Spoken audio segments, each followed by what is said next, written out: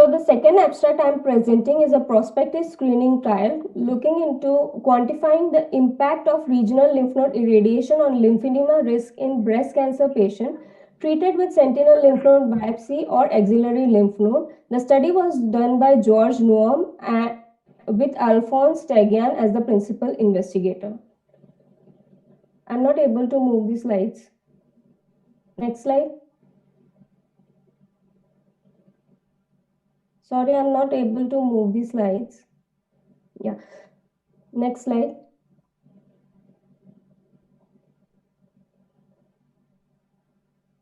Hello. I think there's Ma'am, some I'm problem. not able to move the slides. Now, is it possible Yeah. now?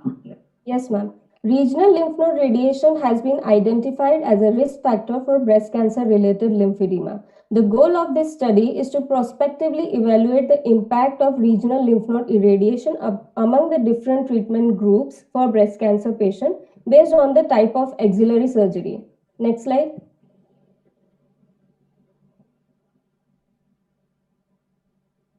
Next slide.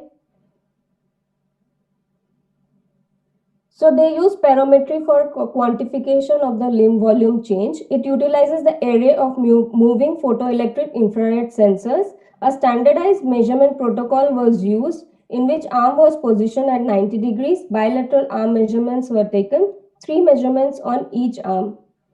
Next slide. So all patients had baseline measurement. A study by Tagian et al. In 2016, which looked into 1,028 patients, they found that there was 2.9% patient who had more than 10% asymmetry in the arm preoperatively. On the other hand, 28.3 patients had asymmetry of more than 5% preoperatively. So they concluded that lack of baseline results in significant misdiagnosis of around 40 to 60% of patients, and early post-op measures cannot be taken as the baseline. Next slide. So relative volume change for quantification of lymph node was used. These were the formula of relative volume change who had unilateral surgery and weight adjusted change for patients having bilateral surgery. Next slide. Bilateral arm measurements with spirometer was obtained. Preoperatively done was taken as a baseline. Then patient was measured postoperatively, before and after chemotherapy, before and after radiation therapy, follow-up every 6 to 12 months. Lymphedema was defined as more than 10% relative arm volume increase arising more than 3 months postoperatively. Next slide. So they studied 1,811 patients with a median follow-up of 49 months after surgery. The incidence of lymphedema reported was 10.3%. Next slide. So if we look into the demographics of the patient, among 1,811 patients were divided into 4 groups. 1,354 patients underwent sentinel lymph node biopsy alone. 121 patients underwent sentinel lymph node biopsy plus regional lymph node irradiation. 87 patients underwent axillary lymph node dissection alone, and 249 patients underwent axillary lymph node dissection with regional lymph node irradiation. If we look into the surgery, 65.8% patient underwent lumpectomy, followed by 27% underwent mastectomy with reconstruction. Most lumpectomy patients either underwent sentinel lymph node biopsy or sentinel lymph node biopsy with regional nodal irradiation. Next slide. Further, if we look into minutely, major T1 patients underwent either sentinel lymph node biopsy or sentinel lymph node biopsy with regional lymph node irradiation, and majority of T3, T4 tumor underwent aggressive approach towards axilla, that is axillary lymph node irradiation plus regional lymph node irradiation. If we look into the end staging, those who were node positive either underwent sentinel lymph node biopsy plus regional lymph node irradiation or axillary dissection or axillary lymph node plus regional nodal irradiation, and most N2 N3 disease were treated aggressively by axillary lymph node dissection and regional nodal irradiation. Next slide. So if we look into the crude rates,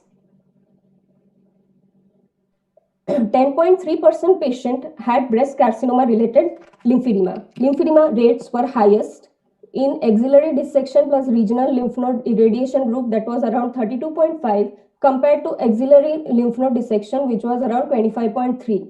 If we look into the other groups, sentinel lymph node biopsy plus regional lymph node irradiation and sentinel lymph node biopsy alone groups had lower crude rates of breast carcinoma related lymphedema. If we look into the locoregional failure rates, they were similar in all the groups. If we look particularly into the axillary failure rates, lowest rate of axillary failure was reported in sentinel lymph node biopsy plus regional lymph node irradiation group.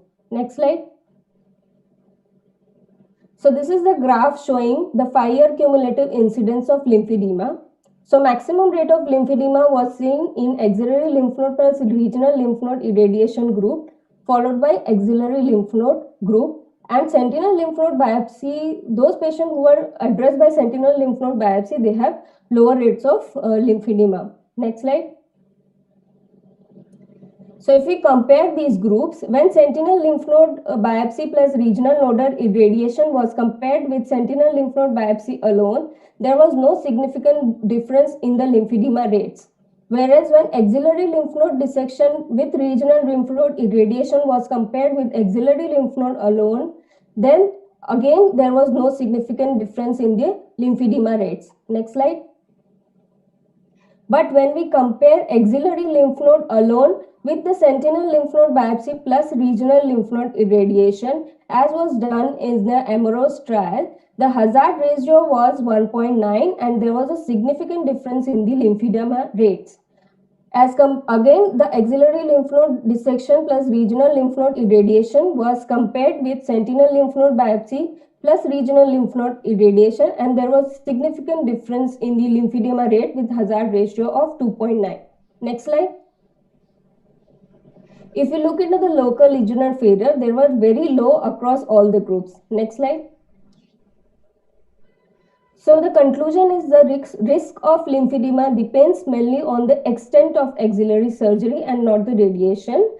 No significant difference in risk of lymphedema was seen between axillary lymph node dissection plus regional lymph node irradiation versus axillary lymph node dissection alone group.